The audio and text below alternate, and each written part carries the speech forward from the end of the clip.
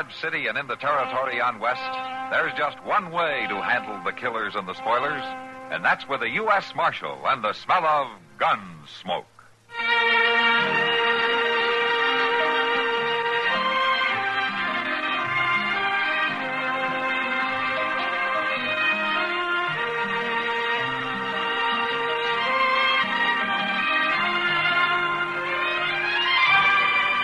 Gunsmoke, starring William Conrad. The story of the violence that moved west with young America. And the story of a man who moved with it. I'm that man. Matt Dillon, United States Marshal. The first man they look for and the last they want to meet. It's a chancy job, and it makes a man watchful. And a little lonely.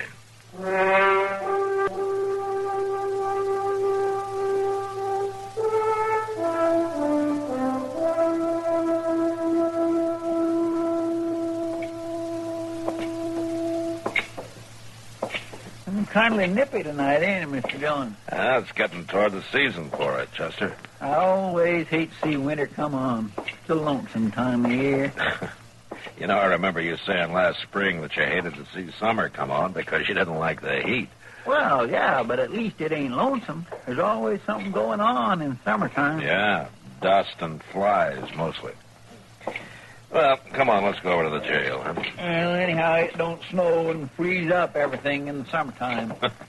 You got me there, Chester. I sure can't recall ever hearing of any snow in the summer in Dodge. Oh, my goodness. Another bunch of cowboys come to eat up the town. Yeah, it sounds like they're feeling pretty good, too.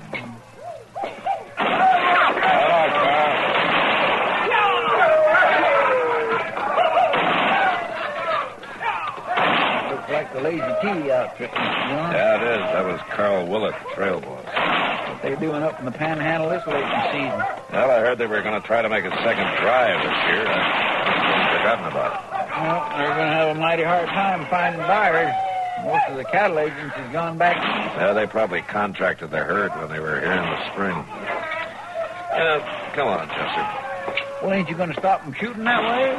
They're not doing any harm, just letting off steam. They'll quit pretty soon and settle down to spending their money.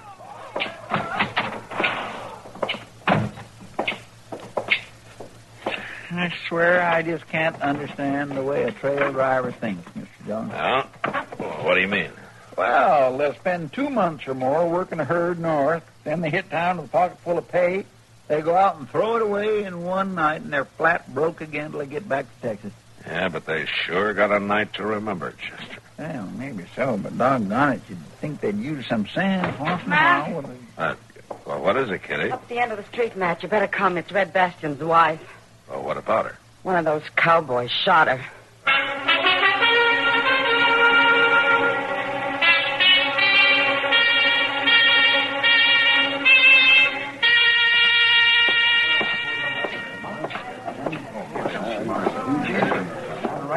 Yeah, will you let me through here, please?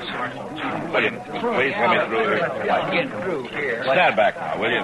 Will you? Please, will you stand back? Well, Doc, Oh, hello, man. you need any help? Well, no. How bad is she? Well, it's hard to say until I get the bleeding stopped. Bullet grazed the side of her head. She's still unconscious. Her husband's over there. I guess he can tell you what happened. I haven't even had time to find out. Well, I'll go talk to him. You holler if you want me, huh, Doc? All right, man. Red? She gonna be all right, Marshal? Doc's doing his best. How'd it happen? Them halfway drunken cowboys. They ought to be run out of town and kept out. Did you see which one it was? No, it was too dark. Anyhow, I was across there by the stable when it happened. Yeah. Where was your wife? Melodia was there on the seat of the buckboard. She was holding the horses while I went to fetch some harness I'd bought.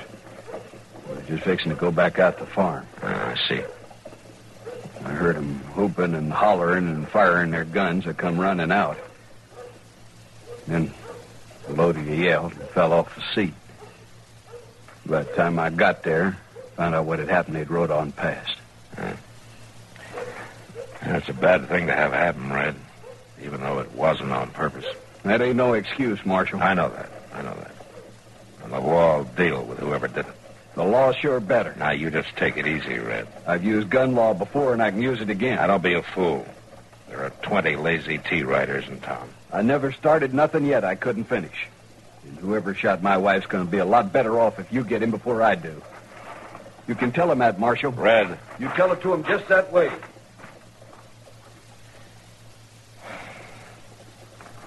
Marshal? Huh? Oh. Hello, Carl. I wish I could say welcome to Dodge. Yeah, I know. They're saying one of my boys done it. That's why I've been staying back here in the shadows. How is she? Doc doesn't know yet. Marshal, I ain't had a chance to talk to my men yet. But if one of them did it, I'll find out, and I'll turn him in. Now, you can count on it. I was hoping I could, Carl. You may be broke up a little when you get him, but you'll get him. Just one thing. What? You better make it fast. This thing could get out of hand.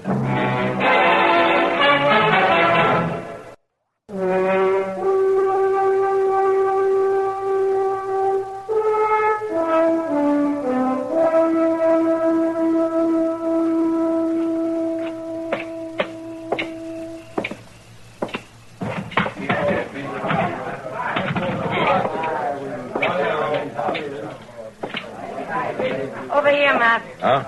Oh, all right. Hello, Kitty. You look like you could stand a drink. Yeah, I think I could.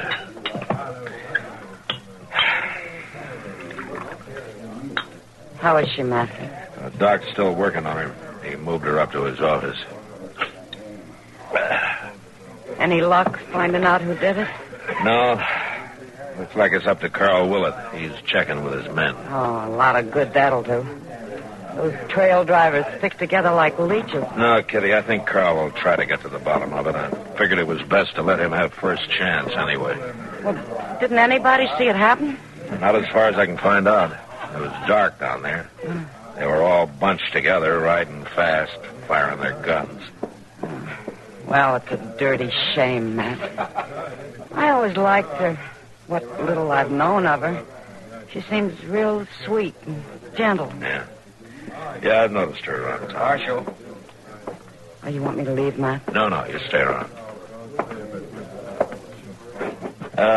Carl, you know Kitty, don't you? Miss Kitty? Why don't you sit down?